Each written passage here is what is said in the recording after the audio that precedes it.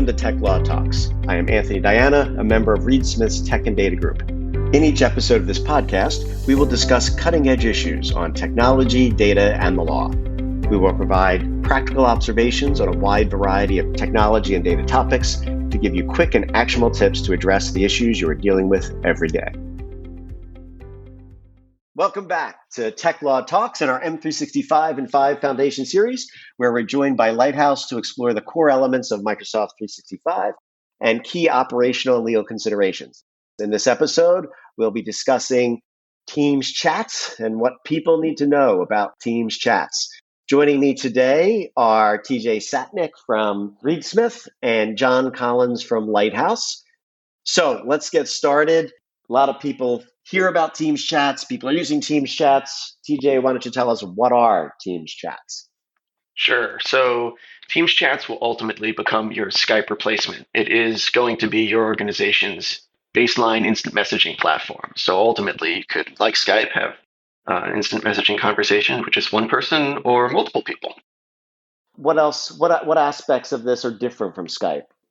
Sure. So in addition to being able to use modern attachments, which we talked about a little bit on prior podcasts, the ability to basically share a link, have that document stored within your own OneDrive, send it to other individuals you're chatting with.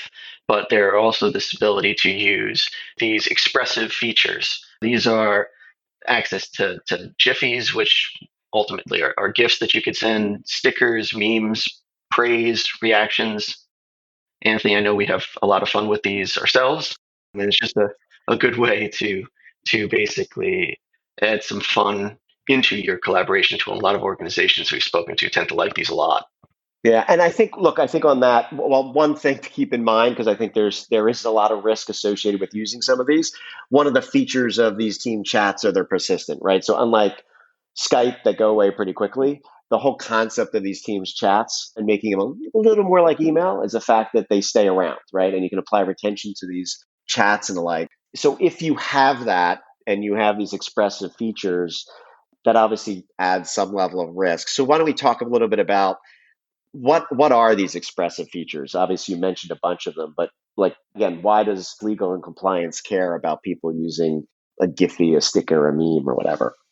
Sure. So the downside to these, as you mentioned, is they do come with some increased risk. And the reason for that is that they aren't necessarily captured like text would be, and they may convey a message that can't be referred back to later. So if you have certain e-discovery obligations or regulatory obligations for that matter, it may be difficult to reproduce some of those items because they aren't just what we're used to, which is generic text. There are images and GIF is a moving image and particular subsets of emojis, things along those lines. So it makes it a little bit harder to capture that data or that message that you're sending through other means. So John Collins, what are people doing here? Like in terms of how do you deal with this, right? Because you've got all these features and functions. Could you just explain, how do people manage that at a Teams chat level? Sure. So I think there's a couple of things, right? So first, all the things that TJ itemized, some of them you can turn off. So things like the memes and the Giphies or GIFs, you can turn those off. The stickers, you can turn those off. So there is the ability to turn off those functions, and you can do it for certain parts of your organization. You might say, listen, this group, traders, we're going to disable that. For this other group over here in IT and accounting and finance, will enable it for them. So that's one component. When you get into the actual, some of the other ones though, so for instance, the emojis, you can't disable. The sentiment, which is, so there's emojis, there's sentiment, and then as TJ said, there's praise. Those things you can't turn off, right? And some of those are captured in metadata. Some of those are captured as the actual graphical when you collect from M365. So there are a lot of challenges around those, but there are some third-party tools, archives that will capture some of these things like the emojis and the sentiment. So I think organizations that are rolling out Teams need to think about their strategy, right? Are we going to enable the things that we can enable or disable? And then what's our strategy for the things that we can't disable?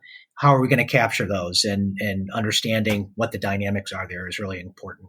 Yeah, no, and I think John and I and others like TJ have spent a lot of time going with clients through each feature function and making determinations as to whether it should be enabled, disabled, or how to deal with the ones that can't be disabled. I mean, I think that's been a big challenge for a lot of organizations because they may not want to have emojis, but you don't have much of a choice when it's there. And you can try to disable by policy and tell people not to do it, but it's hard. So that is one of the things that, again, we talk about legal compliance and even C-suite executives. You should understand this, right? Because it's really reflective of the culture of your organization.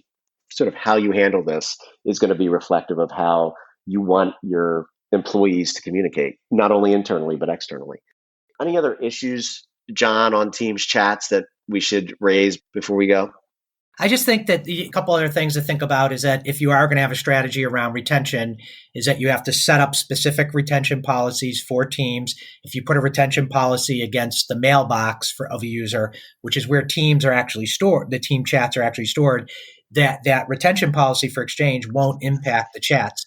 So you've got to put in place a specific retention policy for team chats. And you've also got to think about the modern attachments and what the policy will be for those, because as we talked about in other podcasts, modern attachments actually store the file that's shared via a chat in the sharer's OneDrive.